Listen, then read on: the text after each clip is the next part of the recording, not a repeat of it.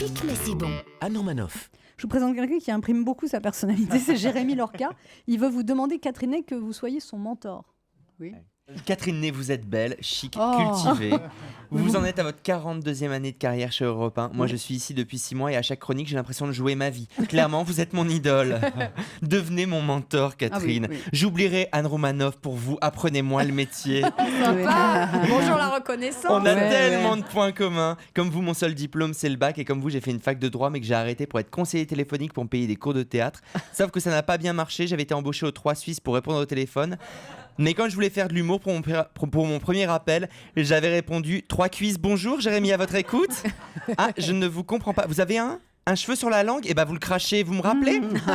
Bon bah ils m'ont viré direct. Tu m'étonnes. Alors apparemment vous avez trouvé votre voie dans un train. Oui, je suis très fort pour les jeux de mots. Voie ferrée, train, Oh, pardon. oui, oui.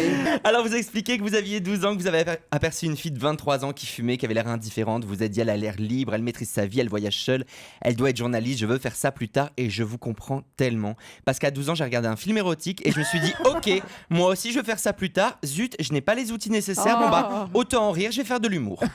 Alors à ce propos, ça m'a rassuré de lire qu'au début de votre carrière, vous vous êtes rendu compte que votre écriture était lente, que vous aviez des difficultés avec les exigences du court terme. Merci.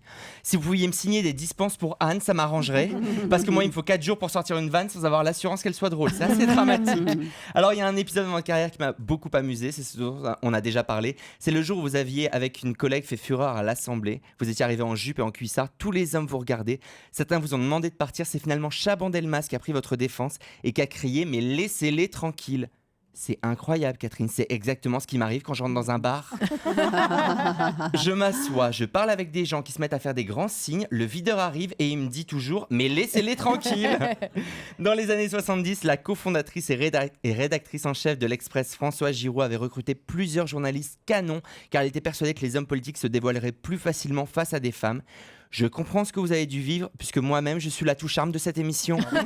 Désolé, Chris. Mais votre physique vous a parfois joué des tours. Vous avez été victime de propos déplacés de la part de certains hommes politiques. Vous dites, ça a commencé par un compliment, puis des pressions plus insistantes. On savait se défendre. Ça m'est arrivé de gifler un type quand ça allait trop loin, bas les pattes et une baffe. Après 50 nuances de gré, 50 nuances de nez. J'adore. Et ce que j'adore encore plus, c'est lorsque vous faites entendre votre voix sur cette antenne. J'ai été tellement ravi de vous rencontrer. Je vous souhaite plein de bonheur pour la suite. Oh, attends. Europe 1, ça pique mais c'est bon.